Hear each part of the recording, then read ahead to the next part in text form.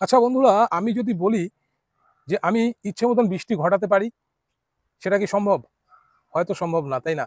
আমরা সাধারণ মানুষরা সেটাই ভাববো যে সম্ভব নয়। কিন্তু না, বৃষ্টিপাত এখন ঘটানো সম্ভব হচ্ছে। কৃত্রিম উপায়ে বৃষ্টিপাত ঘটানো হচ্ছে। সেটা কোথায়? আমাদের ভারতবর্ষে এখনো হয়তো হয়নি, কিন্তু ভারতের বাইরে যদি একটু খবর রাখেন বন্ধুরা, তাহলে জানবেন যে চীন, আমেরিকা এই সমস্ত জায়গায় কিন্তু কৃত্রিম উপায়ে বৃষ্টিপাত ঘটানো হচ্ছে। কারণ সেখানকার যে পলিউশন, সেই পলিউশনটা এতটাই বেশি, সেই পলিউশনটাকে ক্লিয়ার করার জন্য কৃত্রিম বৃষ্টিপাত ঘটানো হয়। কি ব্যবহার করা হয় সেক্ষেত্রে? যে জিনিসগুলো ব্যবহার করা হয় আমি একটু জানিয়ে দেব। কিন্তু টেকনোলজি এতটাই উন্নত হয়েছে যে এই টেকনোলজির উপর নির্ভর করে কৃত্রিম বৃষ্টিপাত ঘটানো হচ্ছে। আর সেটাই এবার যুগান্তকারী একটা ঘটনা ঘটাতে চলেছে আমাদের ভারতবর্ষের দিল্লিতে। এই পলিউশন থেকে মুক্তি পাওয়ার জন্য দিল্লি সরকার একটা যুগান্তকারী রাস্তা নিল। সেটা হলো আর্টিফিশিয়ালি রেইন, অর্থাৎ কৃত্রিম উপায়ে বৃষ্টিপাত ঘটাবে, যাকে বলা হয় ক্লাউড সিডিং। ক্লাউড সিডিং কিভাবে হবে সেটা একটু বলে দেবো, অবশ্যই বলবো কিভাবে হবে। তবে একটা কথা মাথায় রাখতে হবে, ক্লাউড সিডিং করানোর সময় নর্মাল ওয়েদারে কিন্তু হবে না। একদম যদি ঝাঁ চকচকে রোদ থাকে সেক্ষেত্রে কিন্তু করা যাবে না। আকাশে মেঘ থাকতে হবে। ক্লাউড সিডিং, এই যে টেকনোলজি, এই টেকনোলজি আইআইটি কানপুর থেকে কিন্তু বহু বছর ধরে এটার উপর রিসার্চ করা হয়েছে। তারা কিন্তু অবশেষে সেই জিনিসটি ঘটাচ্ছে এবার। এই ক্লাউড সিডিং করতে গেলে যেটা প্রয়োজন, সবার প্রথমে প্রয়োজন একটা প্লেন অথবা হেলিকপ্টার। এই প্লেন বা হেলিকপ্টারে করে সেই উপরে চলে যেতে হবে, অর্থাৎ মেঘের উপরে। যেই এরিয়াতে বৃষ্টি ঘটানো হবে ঠিক সেই এরিয়ার উপরে মেঘ থাকতে হবে এবং মেঘের উপরে প্লেন উঠে যাবে। প্লেন উঠে গেলে সেখান থেকে কেমিক্যাল স্প্রে করবে। কেমিক্যাল স্প্রে মানে হচ্ছে যে কেমিক্যালটা দিয়ে মেঘটাকে জল হিসেবে নামিয়ে দেওয়া হবে। টেকনোলজিটা একবার চিন্তা করো বন্ধুরা, কতটা উন্নত টেকনোলজি। মেঘ হয়ে আছে আকাশে, সেই মেঘে বৃষ্টি হচ্ছে না, এমন কিছু সেই মেঘের উপরে স্প্রে করা হলো, যার জন্য সেই মেঘটা সাথে সাথে ঘনীভূত হলো, ঘনীভূত হয়ে জল হয়ে নিচে নেমে গেল। সিলভার আয়োডাইড ন্যানো পার্টিকেলস, তার সাথে রক সল্ট এবং আয়োডাইড সল্ট, এইগুলোর মিশ্রণ সেই স্প্রে হিসেবে করা হবে। এই টোটাল মিশ্রণটিকে নিয়ে প্লেন সোজাসুজি উপরে উঠবে মেঘের উপরে। যেখানে বৃষ্টিটা ঘটাবে, যেই এরিয়াতে যখনই দেখবে সেখানে মেঘ, সেখানে চলে যাবে, উপরে উঠে গিয়ে ওই স্প্রেটা সেই মেঘের উপরে করবে এবং মেঘটা তখনই ঘনীভূত হবে, বিক্রিয়া করে ঘনীভূত হয়ে সাথে সাথে বৃষ্টি হয়ে নামবে। এই হচ্ছে মেন টেকনোলজি। মানে এটা ব্যয়বহুল, অনেক টাকা খরচ হচ্ছে সরকারের, দিল্লি সরকারের প্রচুর টাকা খরচ হচ্ছে, 3 থেকে 4 কোটি টাকার মতন খরচ হয়ে যাচ্ছে এর পেছনে। কিন্তু এটা একটা দারুণ একটা, মানে বিজ্ঞানের একটা বলা যায় একটা বিশাল আমাদের সুবিধা, তাই না? যে বিজ্ঞানের মাধ্যমে আমরা এত কিছু করতে পারছি। তবে একটা জিনিস আমাদের মাথায় রাখতে হবে, প্রকৃতির বাইরে গিয়ে কিছু করা যাবে না। প্রকৃতিকে বাঁচাতে হবে।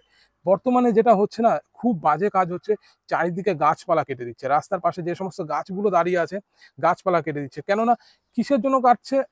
আমি যেটা বুঝতে পারছি দেখে, যে তারগুলো থাকছে, সে হয়তো তারের কোনো সমস্যা হিসেবে তারা ওগুলো কেটে দিচ্ছে। কিন্তু মাথায় রাখতে হবে, এই গাছ কিন্তু আমাদেরকে বাঁচিয়ে রেখেছে। এই গাছের জন্য আমরা একটু ছাওয়া পাই, এই গাছের জন্য অক্সিজেন পাই।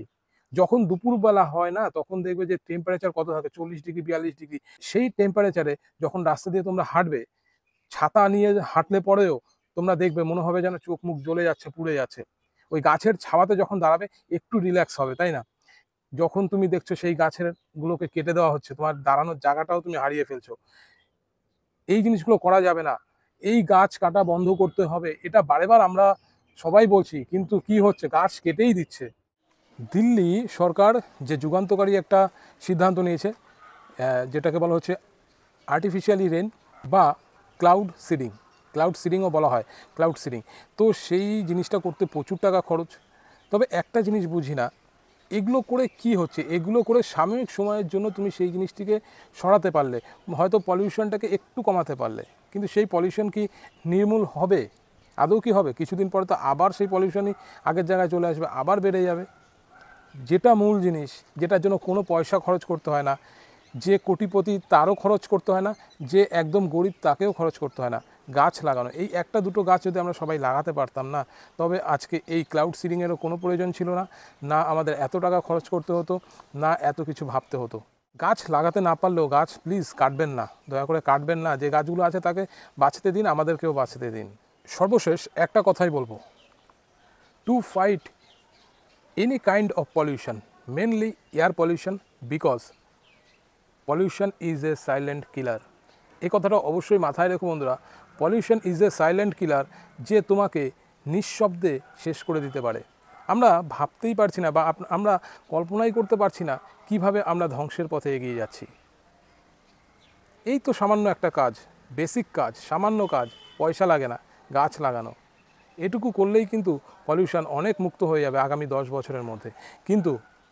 কিন্তু সেটা আমরা করতে পারছি না, উপরন্তু গাছগুলোকে কেটে দিচ্ছি।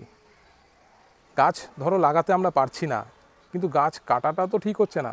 গাছ কাটাটা বন্ধ হলেও তো একটা লেভেল অবধি স্টপ থাকে। তুমি গাছও লাগাচ্ছ না, গাছও কেটে দিচ্ছ, তার মানে কি দুদিক থেকে তুমি তাড়াতাড়ি এগোচ্ছ। দুদিক থেকে এগিয়ে সেই ধ্বংসের রাস্তাটা আরও তাড়াতাড়ি এগোচ্ছে তোমার। যারা গাছ লাগাতে পারছে তাদেরকে আমি 2 হাতে প্রণাম জানাই। যারা গাছ লাগাচ্ছে তাদেরকে সত্যি অসংখ্য ধন্যবাদ। কারণ আমরা মুখে অনেক কথা বলি গাছ লাগানোর কথা, সবার কাছে কিন্তু বা সবার দ্বারা সামর্থ্য হয় না যে সেই একদম নিজে গিয়ে গাছ পোতা বা গাছ মাটিতে রূপে দিয়ে আসা, পুঁতে দিয়ে আসা। তাই যারা গাছ লাগাচ্ছে সত্যি তাদেরকে আমি প্রণাম জানাই, তারা অনেক পুণ্যের কাজ করছে। হয়তো গাছ লাগানোর সাথে সাথেই সেই পলিউশন ফ্রি পরিবেশটা পাবে না, কিন্তু ভবিষ্যৎ প্রজন্ম 5 বছর পরে 10 বছর পরে যে জিনিসটা হবে সেটা তাকে মনে রাখবে সারা বছর ধরে।